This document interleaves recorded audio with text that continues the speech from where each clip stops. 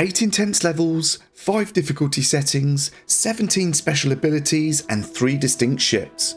Astro Fighters 2 is a fast-paced bullet hell shooter that clearly wants you to test your reflexes and your patience.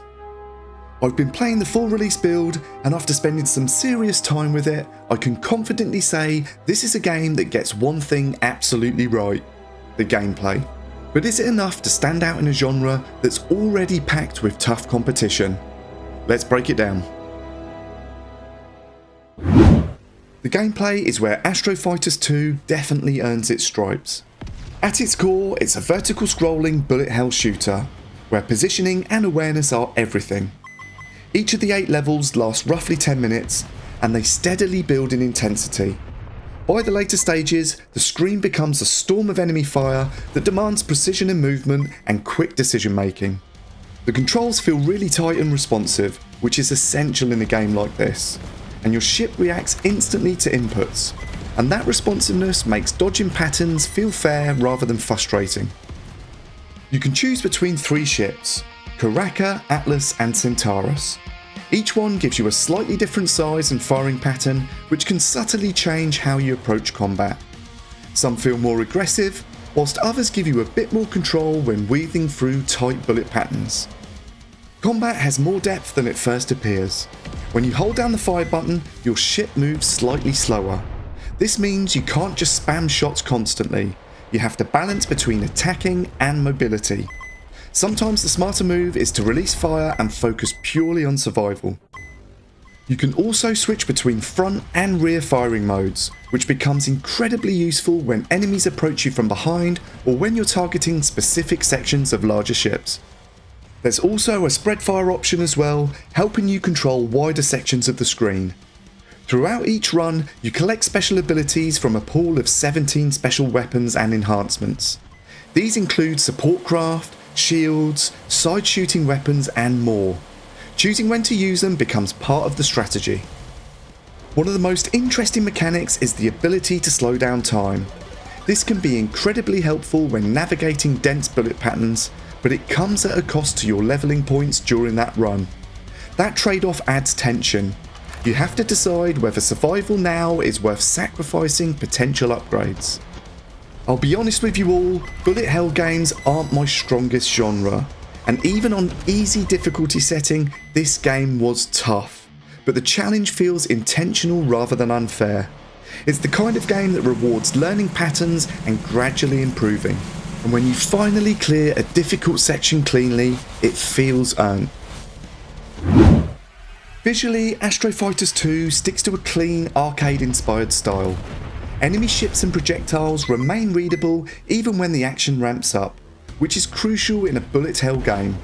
You can usually tell what's happening even when the screen gets really busy.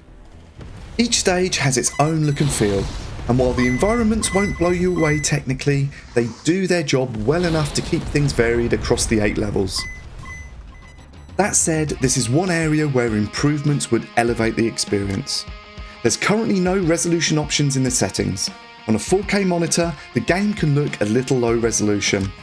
The art style itself works, but proper scaling and resolution settings would allow it to look much sharper on higher end displays.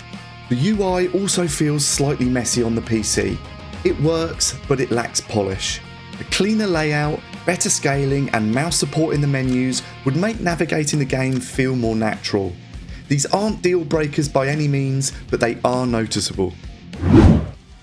Performance is mostly solid, but I did encounter occasional slowdown during particularly busy moments. My system is very high end, so this likely points towards optimization rather than hardware limitations. It doesn't happen constantly, but during heavy on-screen chaos, there were brief dips that stood out. Hopefully that's something that can be refined with further updates.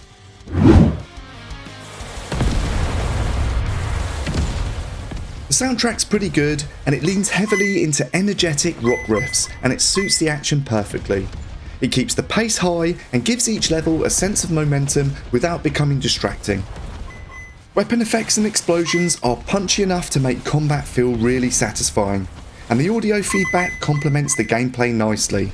It's not overly flashy, but it absolutely does the job. Each of the 8 main levels runs around 10 minutes, so there's a solid chunk of gameplay in the core campaign alone. On top of that, there are procedural survival challenges that unlock, giving you additional modes to test your skills. The game also features 5 difficulty settings, with 2 from the outset and 3 to unlock, and they offer plenty of challenge if you want to push yourself further. Between the 3 ships, variety of abilities, strategic leveling choices, and the survival modes, there's good replay value here, especially for players who enjoy mastering tough arcade shooters. Astro Fighters 2 gets the most important thing right, the gameplay. The controls feel tight, the combat systems are layered without being overcomplicated, and the mechanics like directional firing and time manipulation add meaningful depth. It is challenging, sometimes brutally so, but it feels like a game built around skill and improvement. There are areas that could use some polish, particularly the UI, resolution options, and some minor optimization issues, but none of them overshadow the strength of the core experience. Taking everything into account, Daddy Hands gives Astro Fighters 2 a 4 out of 5.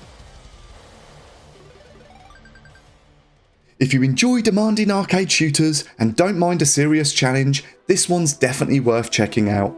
If you enjoyed this review, make sure to like the video and subscribe for more coverage of both new releases and classic titles. And also let me know in the comments down below, are you a bullet hell veteran or are you jumping in and learning the hard way like I am? Thanks again for watching the video and I'll catch you in the next one.